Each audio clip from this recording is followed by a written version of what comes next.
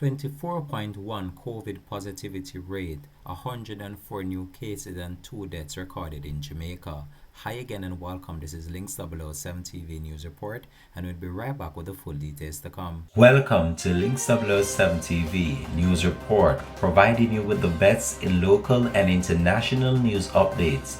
This is a place where you can get the most reliable and informative news information. Links 007 TV News Report. Welcome back and thanks for joining us. This is Links 007 TV News Report. Jamaica's COVID-19 positivity rate increased to 24.7% amidst 108 new cases of the COVID-19 recorded over the past 24-hour period up to Thursday afternoon.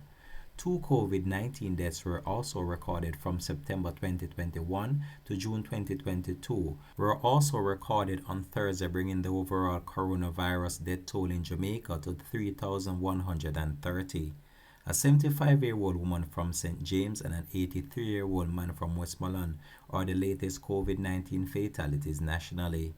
There were 122 recoveries on the day, bringing the overall tally to 90,302. The newly confirmed COVID-19 cases brought the total number on record for the island to 142,912. Notably, the 24.7% positivity rate was based on samples that were tested on Thursday.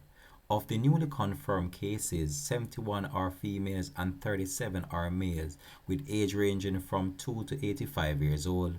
The case count made up of Kingston and St. Andrew with 57, St. Catherine 17, St. Anne 10, Clarendon 8, St. Elizabeth 7, St. James 3, St. Mary 2, Trelawney 2, Manchester 1, and St. Thomas 1.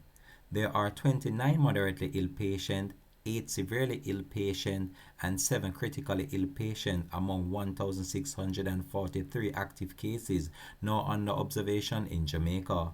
A total of 106 COVID-19 patients are now hospitalized locally. This has been Links 007 TV News Report. Thanks for watching.